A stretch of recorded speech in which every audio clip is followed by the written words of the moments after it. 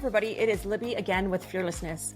What is fearlessness? It's that underlying grit that empowers us as entrepreneurs to forge ahead. Even when hope seems distant, it's the courage to walk through those fires of hell, knowing that we're going to come out not just stronger on the other side, but better. Stay tuned and learn how to get fearlessness. I'm your host, Libby DeLucien, and today our host is DeDee. Would you like to introduce yourself? Yes, thanks so much, Libby, for having me. I am delighted and honored to be here.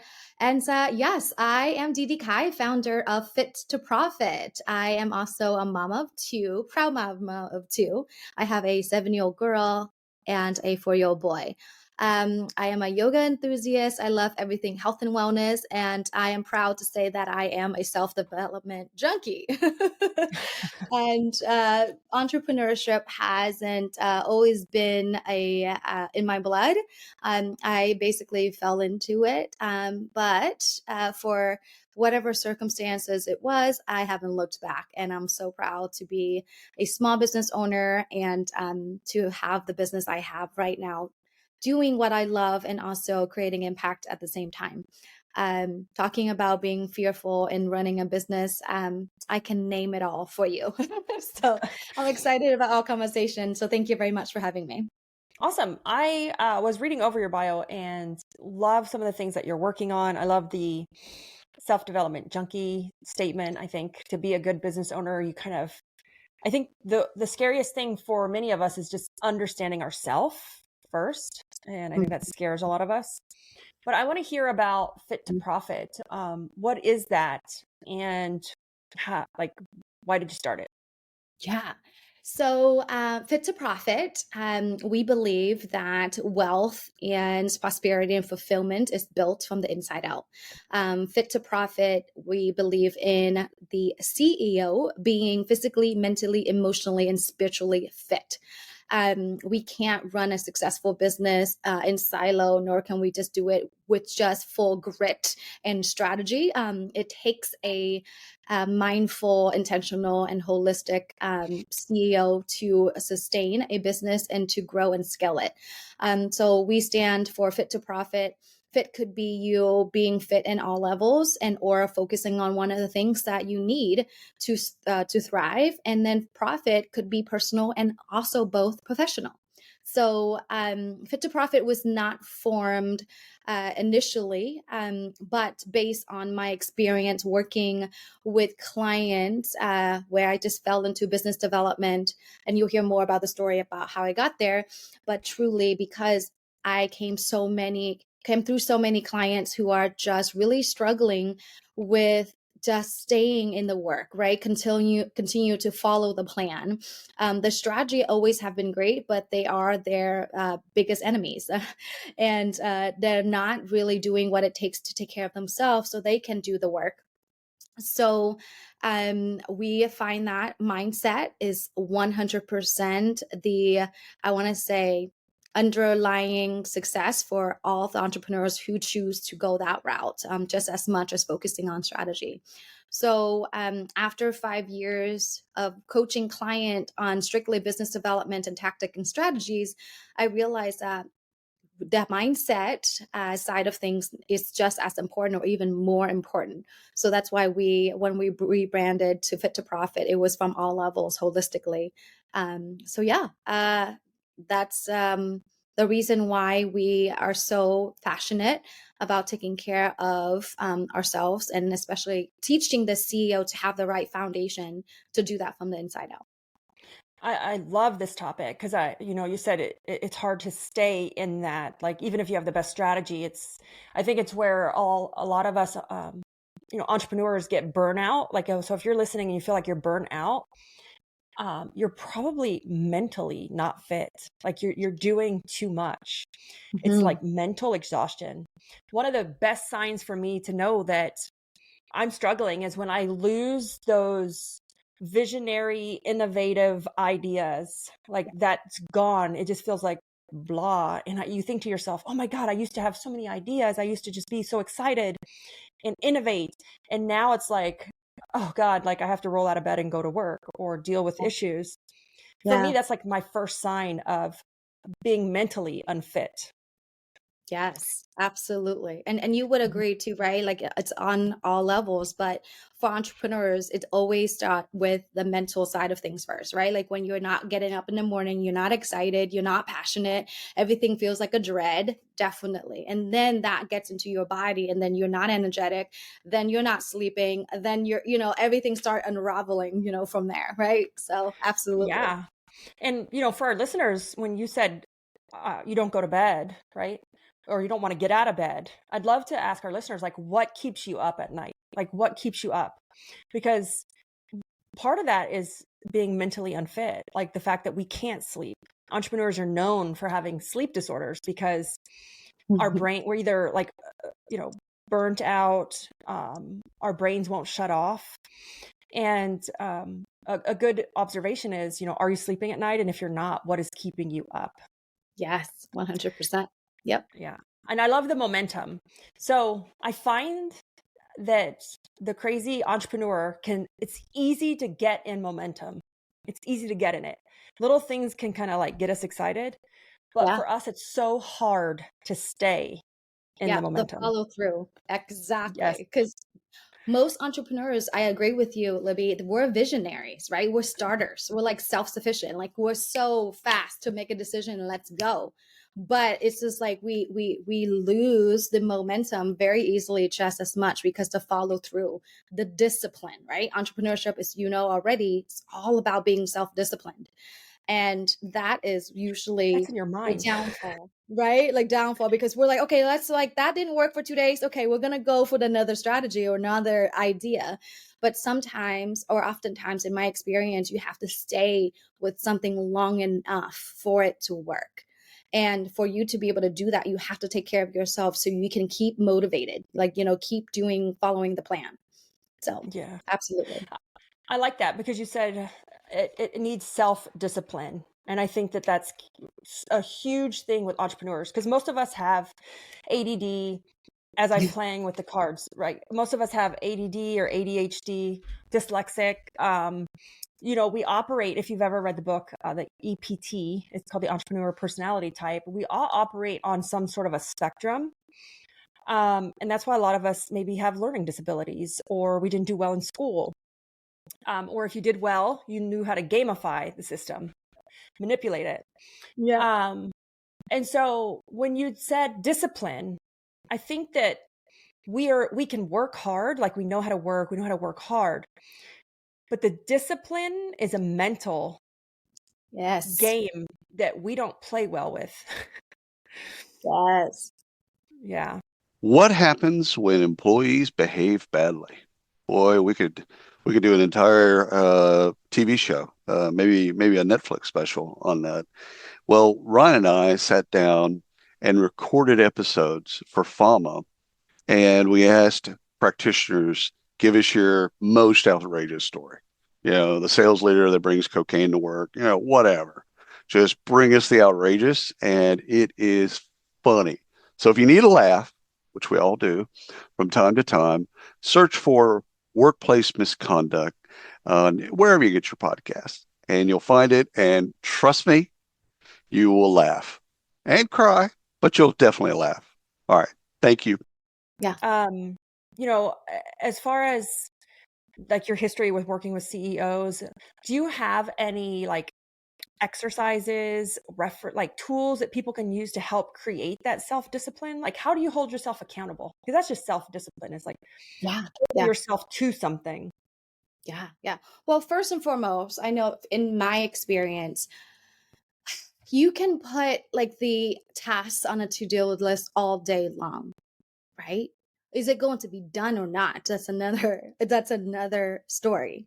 And for me, the minute I realize that I have the responsibility, right? Like that's one of the really success principles that we teach is you get to be responsible, for all of the success that you have had to this point and not like you're responsible for what you have and what you don't have yet. And the one biggest piece that really taught me how to be self-disciplined is to keep my own word to myself because no one is going to sit there and tell me what to do. But if I can't take care of if I can't stick with my word, I can't stick with my plan on a personal level, nothing else is going to work. And to do that is to take, have you heard the book Atomic Habit? It's literally doing little steps as much as possible. And right now, if you feel overwhelmed, if you feel like you're burnt out, you feel like, focus on one thing. Literally in my program right now, I have a beta going on right now. My people are only required to do one MIT, which is the most important task for the day, one task that is actually going to move the needle forward. And what is that? Right? And then really practicing keeping your word and doing it. And it doesn't have to be business related, guys. Like oftentimes we think, oh, it have to be business. No. Well, exercise, eating right. Yes, literally. It could be like, are you committed to your greens for there? Or are you committed to drinking just one more glass of water? And can you do that? Because then in that place, you only learn to be disciplined because your system is used to that. And not only that, you build confidence from following through with your own word. If you can keep your word to yourself, you can keep word to other people. Right. And so I would say the first step is pick one thing, one little thing that you can focus on and do it on a daily basis. Right now at the beginning, it's not about discipline just yet to do like quality anything, but it's more quantity at the beginning. Like, right? Like the myth is, oh, quality over quantity. No, when it comes to discipline, it's quantity. Like how many times can you do that? During the day? Because it builds up that self-confidence that you need. Because every time we let ourselves down, and we'll let ourselves down if we know nobody's watching, we'll let ourselves down all day long. But what it does is it chips away, that self-confidence erodes over time to where we're constantly putting ourselves down because we're like, oh my gosh, why did I eat that? Like, why did I do that? Oh, I don't need to do this. Nobody knows if I cancel this appointment. Nobody knows if I don't work out today. Yeah. Well, your spirit knows, right? Like I have one of my coaches. And that's why it erodes that self-confidence. Like it completely erodes it over time. When you're cutting corners or you're not holding yourself accountable. And it does, right? Like some people just don't walk around like, oh yeah, I'm just confident. No, you have to build it up just like a muscle. Like you have to learn how to follow through on the little steps. I know for me, for the longest time, I trained for marathons because of that. It's not because, I want to be, running 26.2 miles. No, it's the follow through until I ran that. There's coming and you're going to like, oh crap, I have to do it. There's a date. So it's the follow through that we get to train ourselves to do as entrepreneurs. Yeah. So the book Atomic Habits is great as an organizer because I have a professional organizing business as well. And so that's one of my favorite books and it's an old book, but it's one of those classics it's not old, but it's not like it's super new. But one of the things that I do, this is just a simple little tip to help create more accountability with some things that I've been like putting off or dreading. I will schedule. A great example is I literally did this today. I scheduled a meeting with my bookkeeper. We have an in-house bookkeeper. She does all of the businesses. So I scheduled a meeting with her so that I would sit there and give her the bank statements because I knew that I would let myself down, but I knew that I wouldn't let her down. So we literally sat on a Zoom. This is how inefficient it is. And she just waited for me to download the bank statements, to upload them to Google Drive so she can reconcile one of the businesses. But I just kept putting it off, and I'll do it later, and I'll do it later. And it's sitting on my to-do list. So I've learned how I operate and like little tiny things to create more accountability within myself until I establish the habit. Yeah, absolutely. I love it. Yeah, it's like literally I put every single thing, just like you, Libby, on my calendar. I mean, Hi, I'm George LaRock, and I'm looking forward to exploring the critical trends shaping the future of work and technology with you over on the Work Tech podcast. Now, this podcast is a little different. I bring together industry leaders, innovators, and investors, and we go deep into market intelligence that matters to HR pros and tech providers alike. So give the Work Tech podcast a listen here on the Work Defined Podcast Network, and please subscribe if you like it. See you there. Name it. From the moment I put my foot down on the ground all the way through the end of the day. And if it's not on my calendar, it's not done. So the discipline could start with that. And what I also love too, from just the creating already the great foundation with the habits, is I call it habit stacking. For anything that I resist doing, for example, I don't know why it seems so easy, but you can probably relate, is why can't we drink enough water, right, throughout the day? Like it sounds so simple, but it's so hard for me. I don't know why, but I now have to stack it. I call it habit stacking. I stack that with something that I'm already doing on like Yeah. a automatic, right? Like, and then that's how I just tie the water with it. Like literally, is it when I, for example, every single day I have to check messages from clients. Like I literally, like while I'm checking the messages, the water is next to, like literally the task next to that. It's like, it's the non-negotiable tie to stacking the next habit of what it is that you're working on. So I love it. I mean, it's being so disciplined that you can work on yourself and be onto yourself. So I can't say enough when it comes to being responsible and being really onto yourself when it comes to doing what you need to do. I love that. I call it anchoring. So I want to anchor it to another habit I already have that's Mm-hmm. established. So I anchor it. But I think for, at least for myself, and probably a lot of, and that's why I'm standing up, because I've been sitting all day and it's in my calendar. It's time to stand up time. But if you understand yourself, which goes back to mindset, right? And mental health, mentally fit. If you understand yourself, you can create the bumpers in your life like that you need, that you know you need to be more successful. Because I don't care if you're like Elon Musk or a small business owner, we all have the same 24 hours in a day. It's just, how do we use those 24 hours, and how do we have a clear understanding of like our mindset and how mentally fit we are to say, hey, I suck at this. I need help, or I'm going to find a who, or I'm going to create bumpers because I know like I'm not going to give the bookkeeper, I'm not going to give Belle bank statements because I'm just going to put it off again. Right. Understand yourself and don't look at it as like a sign of failure, or that, you know, you're not achieving as much as the next person that you're watching grow somewhere, like on social media or a competitor. Just really pay attention to yourself and create those bumpers. You know what they are. Me and DeDee could sit here and tell you all day stories about us. We're all different. But I think creating those bumpers is a great start. And like she said, habit stacking. I do the same thing, but I call it anchoring. When I anchor to a habit already established to try to establish another one, is great. But DeDee in her bio, she had said that she owned a business, a brick and mortar business, right? So all of our listeners are entrepreneurs. They're in the home service space. And I want to kind of get a little bit real or fearless and hear about like what happened with that business. And what did you find to be like the most difficult part of running and owning a brick and mortar? Oh my goodness. So first and foremost, I am so grateful to have had the experience. I built that restaurant, I mean, from scratch. It was on a field. We built every single piece of it, you name it, putting in the permits, putting in the electrical, putting in the plumbing, putting in every single thing for that. So I know what it's like to build from the ground up. And not only that, wearing all of the hats as a small business owner. And not only that, I was in my 20s. So I didn't have too many years of experience. I didn't have any brick and mortar experience, but I did it. And here's the kicker though. It was the most amazing experience for me. I wouldn't be here today without it.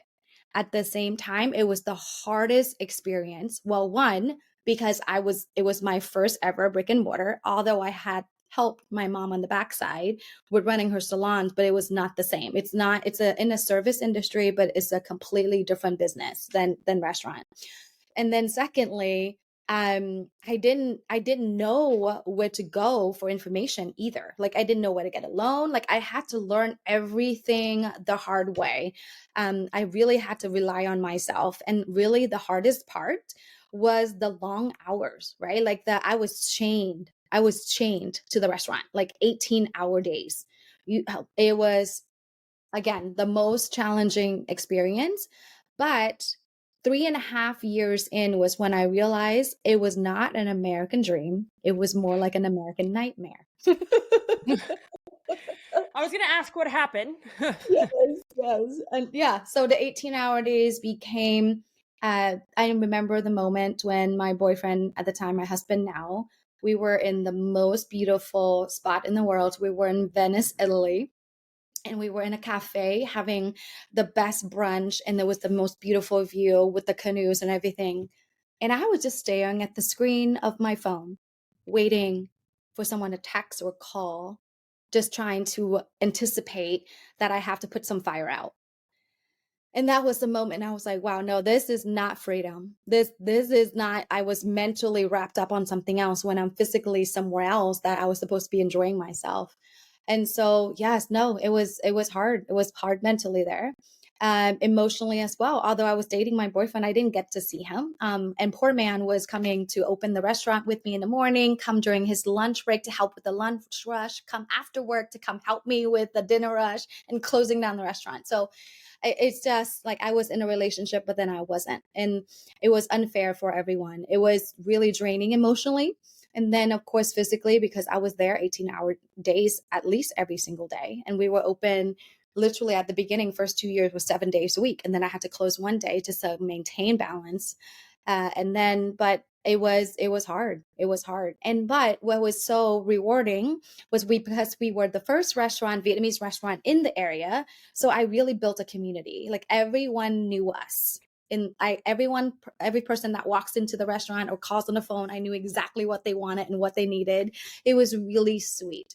So I have to say, entrepreneurship is beautiful in that way because I'm a people person and I love people. So that was great for me to see that I have my strength in connecting with other people. At the same time, I also saw the weaknesses too, was that is the restaurant or the brick and mortar industry was not my industry. Like it's just, I envision having the freedom to travel, to do what I need to do, to be able to leverage more of my brain, my mind, than my physical body, which I was capable of.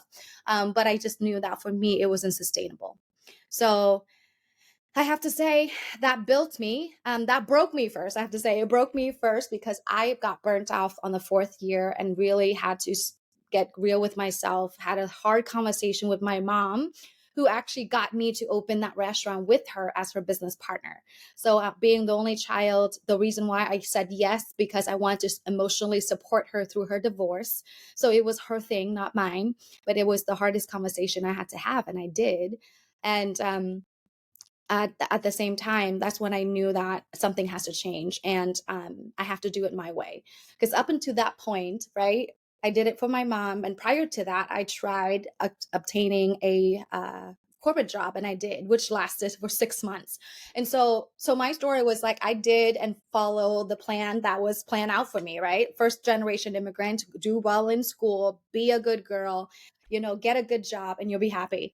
No, flashback, I got the best job, but of course I was entry level after college. I was sitting in a cubicle, Yeah. that is not my idea of what life should look like. So that was that. So I failed there. And then the restaurant, I feel like I was failing again, right? Like the second time, thinking that I was pursuing my American dream, and that wasn't it. And so it was a hard decision, but I did it. I had a conversation. My mom was so graceful, and she said, "Hey, honey, I want this for you ultimately. So if you're not happy doing that, then we don't have to re-sign the lease." And yes, that was the moment where everything changed for me. And the pivotal moment, I would say, tragedy, I guess, is a blessing in disguise, was when my boyfriend proposed around the same time. I took a big step back from the restaurant and said, we're going just to focus on ourselves. And unfortunately, the week of my wedding, I lost my best friend to suicide. Literally the week of. And we buried her July 4th, and our wedding was July 7th. I share that story to share with you was because of her death made me recognize that I actually was suffering in silence. I was depressed and anxious, just like she was, but I was doing it in silence. And that was a moment I vowed to myself that no one ever has to go through what I had to go through. And I have the responsibility now that if I choose life, I have to heal myself first. So I love that. that was truly the very moment I committed to self-development, healing myself alternatively. And up until this day, I don't remember, I can catch it very well the moment I'm like, okay, I'm going down and I need to do what I need to do to take care of myself mentally, emotionally, and definitely spiritually as well now. It's the four elements of Fit to Profit. Nice. I love that. I resonate a lot with your story because I had a bar when I was 25 years old. I Yeah, owned a that was bar in Ybor City in Tampa. It's a huge party district. It's get kind of like out. the I live in little. Sarasota now, Libby. Oh, okay. So I'm in Fort Myers. And Wow. I owned a bar in Ybor from the time I was about 25 to 28 or 9. I think it was 8. Austin, I was pregnant with my 16-year-old in the middle of owning that bar. And everybody's like, oh, I want a bar or a restaurant. And we had light food, like tapas food. Like we weren't really food. We were mainly high-end liquor. Mhm. And it was the most horrible part of my life. I just remember being there all the time. I mean, in the home service industry. So now I own a residential and commercial cleaning company and a professional organizing company here in Fort Myers. I own Woot Recruit, a software. And a lot of people talk about, staffing issues. And I'm like, dude, if you think you have staffing issues in home service, try owning a bar until you're open to 4:00 in the morning, and you got to open again at 10:00 in the morning. And you have to live there because there's every form of theft, whether it's from a customer or an employee. It's just stealing alcohol, stealing tips, like customers trying to say, hey, pour me a better drink and I'll give you a better tip. So much work. I just remember, like, at first the idea of a bar was like, ooh, I was 25 and it's fun. Yeah. Like, that's going to be awesome. And then like reality set in and it was horrible. My 26-year-old, who was probably 12 at the time or 11, grew up in the back office of the rest of the bar for 3 years because you're just there all the time. Like you said, and I'm sure people own them better. I was young, like I was in my 20s. Yep. I've always been an organized person, but I was more of a visually organized person. But now I'm a systems person. And if I would have had those systems, maybe Absolutely. I would have been more successful. Yes, agreed. 100%. We had to learn the hard way. I'm like, people are like, I think I'm going to own a bar. I'm like, oh God, please don't. Like, it's so much work. It's in staffing. It's so much work.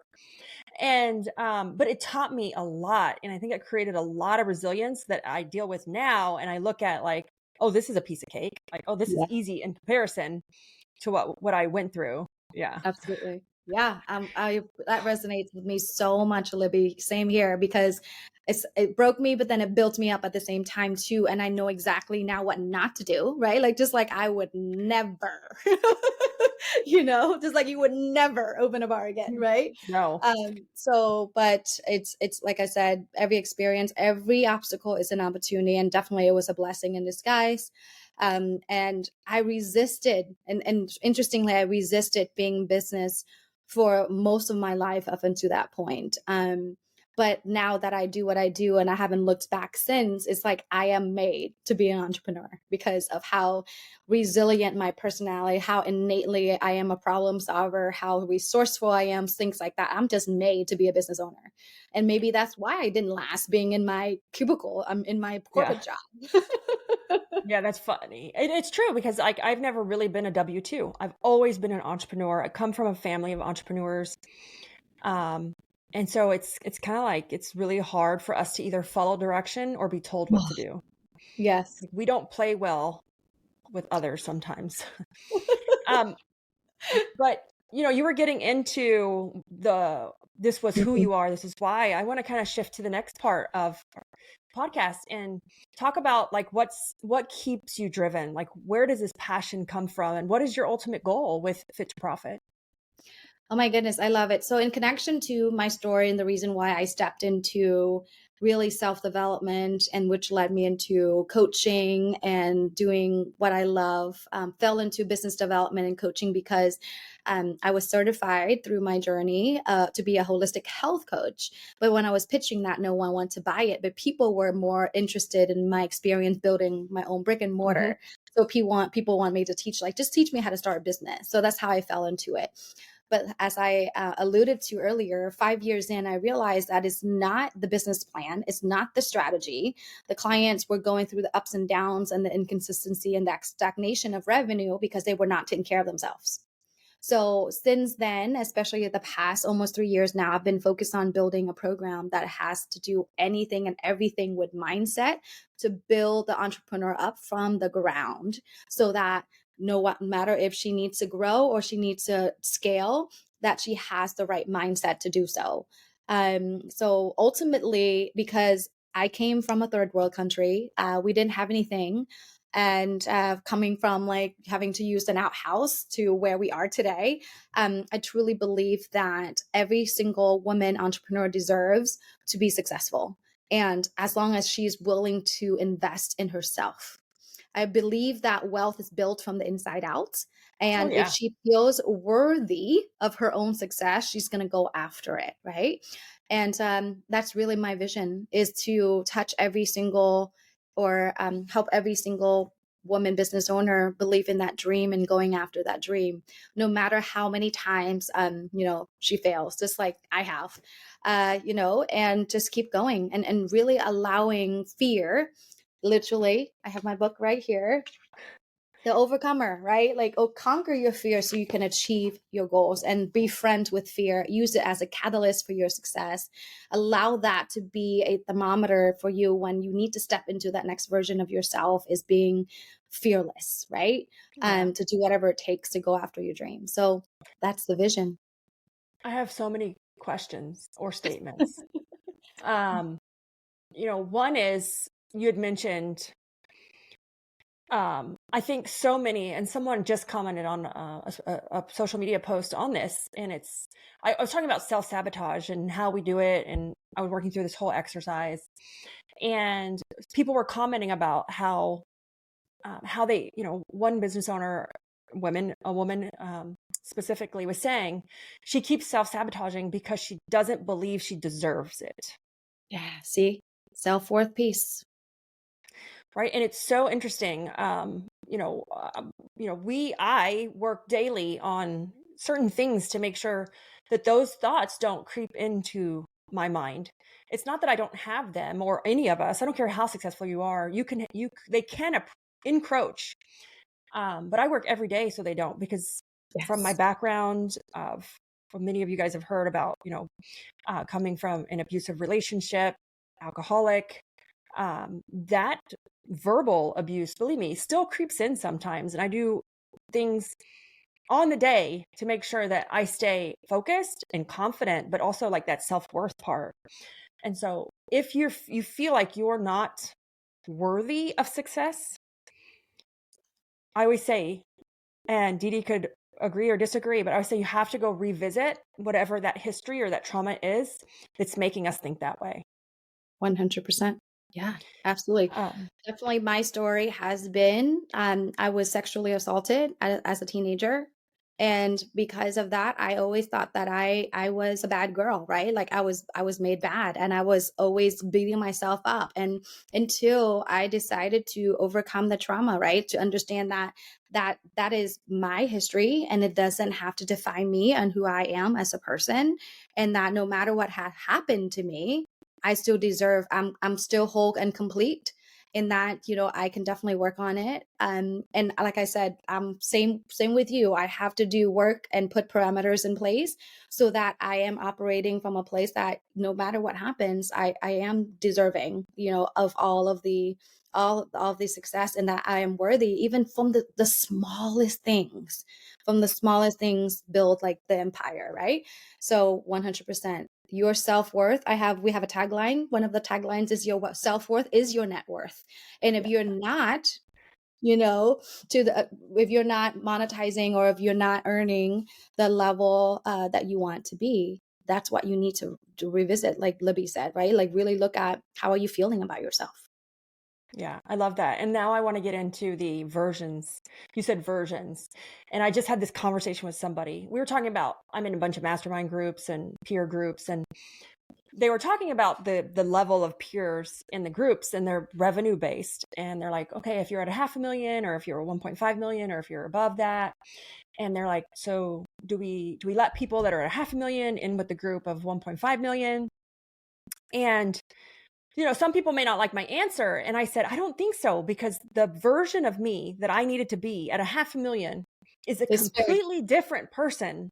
The version of Libby is completely different. And everyone sees, oh my God, I see your transformation and your growth. And it's because a coach said to me one day that I will slow the company down. The company will grow, but I'm the one, if I don't grow myself fast enough, I will slow them down. I will slow the company down. And my goal was so big, that it scared me. Like, I was like, oh my God, like I have to start working on myself. But the version of the business owner I needed to be at a 1.5 million versus a 500,000 is such a broad spectrum of not revenue, not a number of employees, of who you are, like the version of you.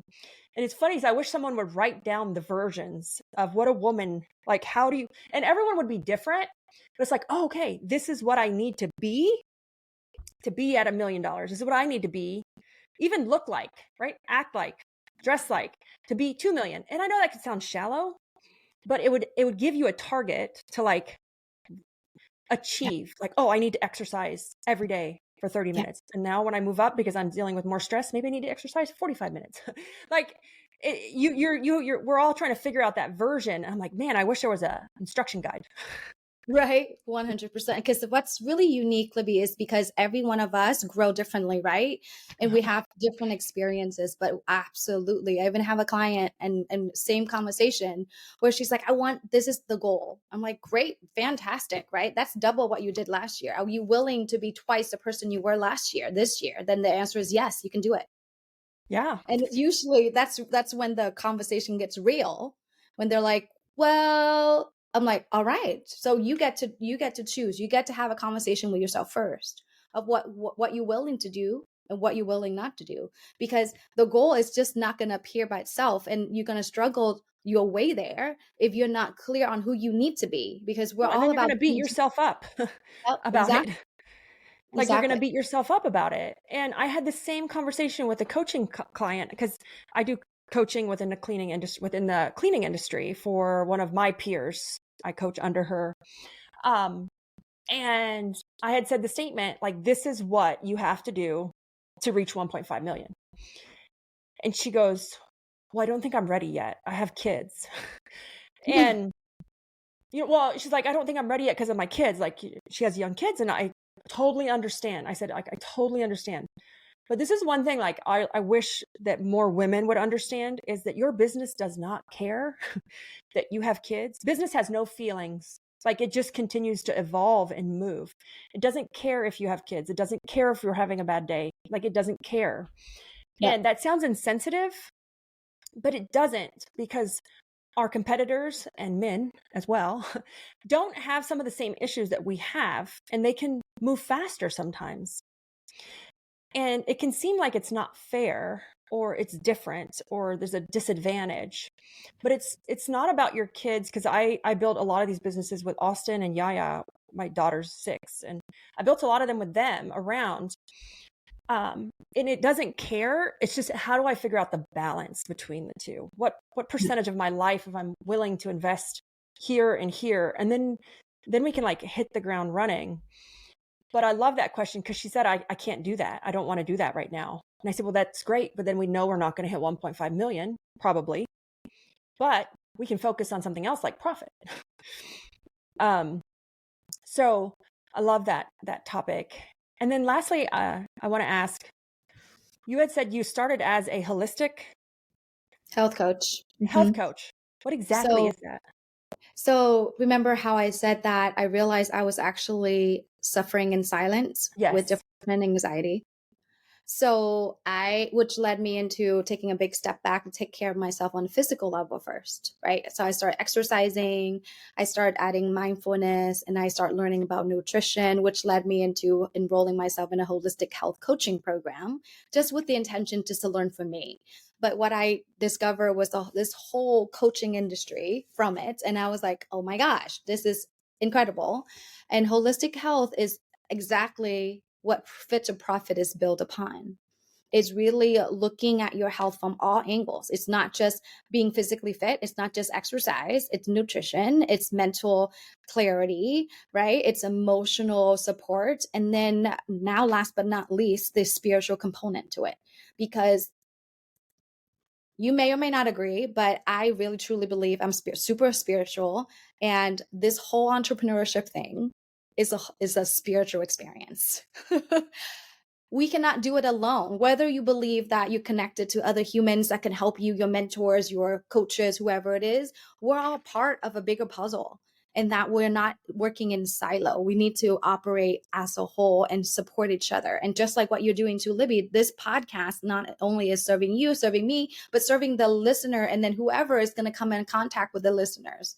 So we get to be a part of this whole big cosmic thing that's moving around, right? It's a spiritual experience for all of us, and we get to connect to that at the end of the day, right? And so holistic is that. It's exactly looking at entrepreneurship or health and wellness from a very wholesome perspective, and really incorporating everything into it, and not just one leaving the rest. And just like we are our business, every small business CEO is the business. I love when people are like, how do you achieve work-life balance? I'm like, I'm a certified organizer and time management coach. And I'm like, that doesn't really exist. You can't manage time. You can manage your time, but you can't manage time. We can manage our energy, right? Mm-hmm. But we can't manage something that we don't have control over. And once we understand we cannot manage time because we can't control it, but we can manage our energy and where we choose to put it, will change your life. I love, though, that how you said a lot of entrepreneurs put themselves in a silo, and we do. Entrepreneurism is so lonely. If you don't have a peer group, coaching group, it's so lonely because you're interacting with your employees all day, or you go home and you interact with your kids and your spouse. And if that's not healthy, there's no way you're going to make it over here and this is going to be healthy.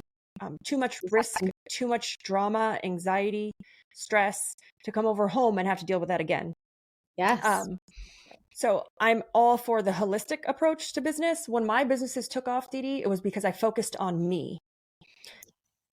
Not strategies or like something, like it was because I focused on me first, to be the best version of me so I could be the best leader, manager, mom, wife, and get what I wanted out of the business, but also it's not get what you want, but it is from your people, because you understand yourself and then you understand how to communicate. Because we're not the easiest people to get along with. When I say we, I mean entrepreneurs. Absolutely. And that's exactly it. When my business really takes off was when I completely zero in on the 80-20 that we talk about. Is 80% of business is all mindset and self-development. 20% is strategy. So before we wrap up, do you have anything exciting coming up? Anything you're working on you want our listeners to know? And we can make sure to put the links in the show notes. Yes, I am so excited, as I've shared, working on the program that's going to be launching this fall, especially the beginning of next year. We call it the Entrepreneurship Mindset Mastery Program. It's a boot camp 90 days program where we go in there, teach you all of the tools that you need to handle all of the mindset barriers that you have when it comes to being an entrepreneur. Not only that, hold you accountable on a daily basis to do what you need to do to move your business forward. And last but not least, based on my experience where it comes to the self-worth piece, is that each and every one of us has to heal our relationship with money. Oh, yes. And in the program, we get to focus on that too, teach you how to feel worthy and understand the relationship you have with money. So that way you can create that, in your life, in your business. And we have a way to not only teach you the concepts and let you understand it on the intellectual and conscious level. I am also getting trained so that way we can work to help you rewire some of the old limiting beliefs, so that we can shift and upgrade your system to abundance and prosperity, and not only that, deserving of every single thing that you ever wanted in your life. So that's what I'm Love super that. excited about, Mindset Mastery, that's coming up this fall. And it's we're on a mission, to teach every single businesswoman to be successful, whatever that looks like. Right now, our focus this first round is going to help everyone who haven't yet hit that first 6 figures, because I know in my experience, the first 600, 100,000 to 500,000 is all mindset. It's even more mindset than when you hit that like 250,000 to 500. That's like cruising. Like that's like, how to already get there, so you know how to grow it. But it's like the first hump is the first 6 figure and then beyond. So that's what I'm excited about. Mind training. I went through a few exercises. And for our listeners, if you haven't done anything like that, I highly recommend it. I went through one with my husband as well. I did one by myself, and then I went through one with my husband.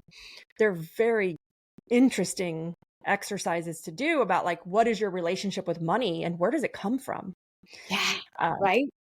It's a great exercise. And as far as, I was going to say something else and I completely forgot what it was. But so that all sounds exciting. Love the money mindset. I know what it was. Do you think women have a harder time than men understanding their relationship with money? I wouldn't say we have it harder to understand it. I think on both levels, I think we understand it from a very intellectual level. But women have a harder time because, remember, we just don't have a role to play that we do now this whole entire time. It's new, right? With us voting, with us working, with us, doing all the things and it's allowed to do certain things, that's really new. So we have to upgrade, right, our mindset with the new era of like, yes, I can do these things. And for that, I deserve to be paid just as much as the men. Like, why? And not only that, some of us women are even more talented and more focused and more driven. More talented. And even, I know, right? I'm biased too. We're greater, better leaders than men, right? Like just because that's how we were created. We are created to be nurturers and builders and uplifters. So yeah, so it's like, it's just again, going back to mindset, I'm like, may sound like a broken record, but it is exactly that. It's just upgrading our mindset system to where I can do these things because I am worthy of these things. And that's why the women are doing these things. Like the women are CEOs or, whoever she wants to be, is because we are capable, not because it was handed to us. No, it definitely was not. We had to work hard to prove ourselves to be here. And so we just need to own it. Absolutely. I have so many thoughts on this women in business topic. We could go on for another hour. Yeah, like I find myself either underplaying my femininity or overplaying it, depending on like what part I'm supposed to be on, or like, should I put a dress on so I look like a girl? But then I'm like, but I don't want to act like a girl. Yeah. So I could go forever on this, and it has nothing to do with the men necessarily, and everything to do with like childhood stereotypes and how you're raised. And I'm half Mexican and half Native American, and it's like you're supposed to act this way, but I'm supposed to be taken seriously. So like I said, I could go on for a whole nother hour on that topic, but we need to go ahead and wrap up. DeDee, I want to thank you so much for being a guest on the Fearlessness Podcast. And I want to thank our listeners for listening. And if you want to find more episodes like this one, just go to thefearlessness.com. I also want to thank our sponsors, WootRecruit, which happens to be my own software company, for sponsoring. I don't typically dress like this on the podcast, but I had to do an actual demo. So that's why I put WootRecruit stuff on. I had to do one earlier. I usually look much more stylish. But guys, that's a wrap into the heart of fearlessness. Please remember that every step we take is a move towards our own strengths and courage. Keep walking through those fires, because on the other side lies a version of yourself that's unstoppable. I'm Libby, reminding you to embrace your fearlessness. Until next time, stay brave, stay bold, and keep pushing forward.